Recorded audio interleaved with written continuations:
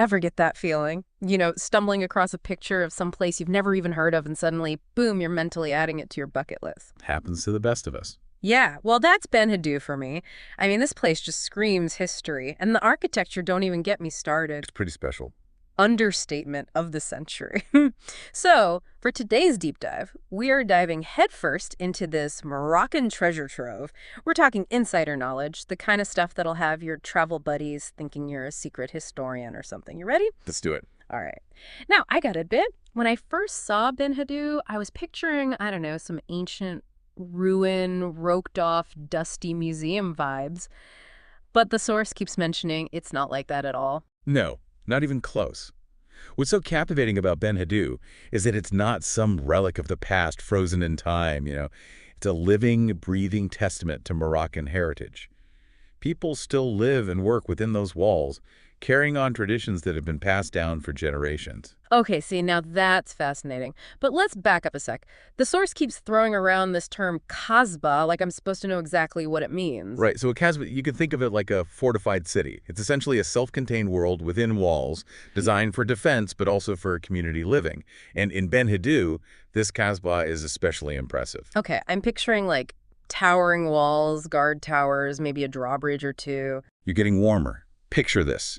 Towering structures, all crafted from mud brick, honeycombed with these narrow passageways, almost like a maze. You've got houses, shops, even mosques, all huddled together within these walls. It's like stepping back in time. That's what I'm talking about. And speaking of stepping back in time, the source mentions BenHaddou offers this like really vivid glimpse into Morocco's past. Absolutely. So what was happening in this region way back when? Paint me a picture. Okay, so imagine this.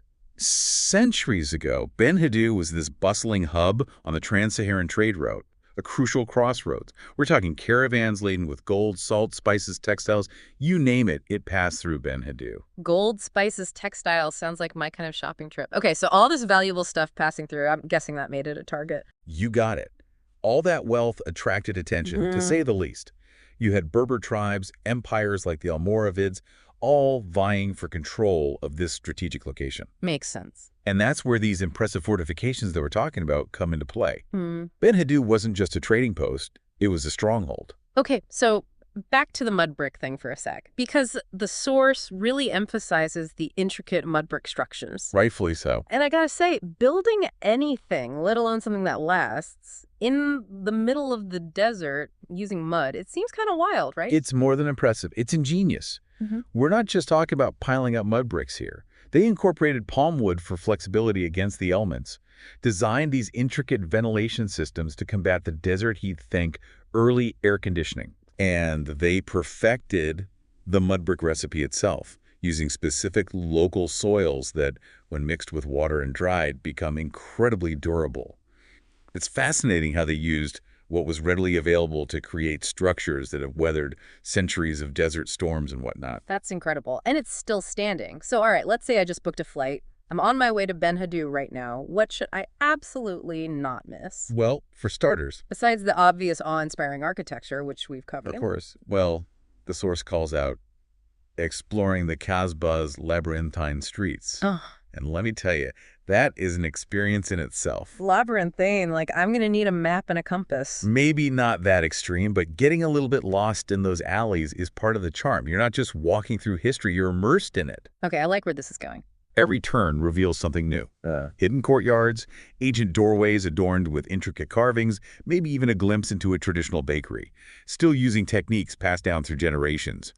The smells alone are intoxicating. Oh, man. Okay, I'm sold. It's truly a sensory experience. All right, sensory overload time. The source also mentions, and I quote, climbing to the citadel for panoramic views, which, to me, just screams epic photo op. Am I right? Absolutely. Picture this. You're standing atop the kasbah, the sun setting over the Sahara Desert, painting the dunes in these unbelievable shades of orange and purple. I'm picturing it. And in the distance, you can just make out the snow-capped peaks of the Atlas Mountains. It's this breathtaking vista that captures the raw, stark beauty of Morocco. Okay, stop. You're making me tear up over here. Seriously, though, we've got a place that's steeped in history, architecturally mind-blowing and visually stunning. No wonder it's a UNESCO World Heritage Site, right? Exactly. But here's the thing.